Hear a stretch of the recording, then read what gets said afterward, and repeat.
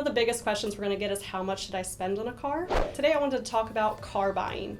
With car prices rapidly increasing over the last 5 to 10 years, we're getting a lot of questions on how much should I spend on a car, what do I do if I need to finance it, and how to prepare for the ongoing expenses of owning a vehicle. As someone who has recently purchased a car, I am very fresh and new into the car buying process, so I wanted to go over some best practices and tips if you are looking to buy a car soon.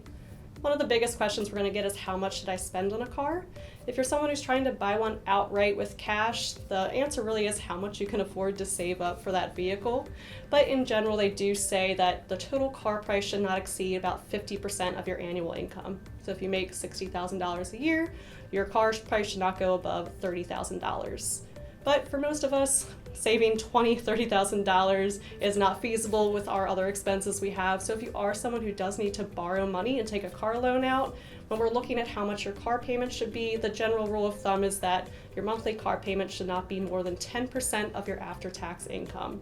So if you bring home $4,000 a month, your car payment should not exceed $400 a month. Now, the national average right now for car payments in the US is over $700 a month for new vehicles. And even used vehicles, we're seeing car payments over $500 a month. So we're having a lot of people going over that 10% rule, but although it is a general rule of thumb, you really want to look at your own personal finances to see what you can feasibly afford. If you're someone who has just really high expenses right now, you might not have 10% of your budget available to go towards that car payment. So definitely look at what you can personally do. If you do have some time before you have to buy the car, I highly recommend trying to save up for at least a down payment. The more money we can put down the car, the less money we need to finance there. And if you are a little bit more flexible on when you want to buy, definitely keep your eye out for different promotions, sales, and especially the 0% financing. A lot of dealerships will offer 0% APR on certain makes and models. So if you're not picky about the car you want, that can save you a lot of money not having that pesky interest rate. But if you are someone who's going to borrow and have an interest rate, do not underestimate them. When we're looking at loans in the $20,000, $30,000 ranges, a 1% interest rate difference can make a huge difference on a monthly basis. So try your best to do things like boosting your credit score now so you can qualify for a better interest rate. The higher your credit score, the lower interest rates you can get for financing, which can save you a lot of money.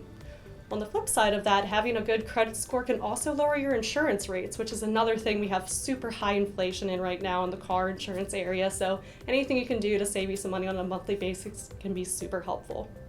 And of course, talking about insurance, buying the car is not the last time you need to pay for something. There are a lot of ongoing expenses of owning a vehicle, such as the insurance. And if you're someone who is borrowing money or taking a loan out for a car, you do typically have to have both collision and comprehensive insurance. So depending on what you have right now, your insurance rates might also go up when you buy that vehicle, at least while you're financing it. There's also the other expenses, of course, the upfront tag, title, purchase of the vehicle, and then also renewing your registration, emissions testing, and of course, annual maintenance like oil changes, new brakes, new tires. So they can be really difficult to prepare for because they're not expenses that happen every single month. So 2 ways to kind of help you prepare for those is having just an extra savings account for vehicle expenses. That way, when that expense comes up, we can just use part of that savings account for the expense instead of ruining our budget for that month. The other thing that can be helpful if you're more of a monthly budgeter is just to have a cushion within your budget for miscellaneous expenses.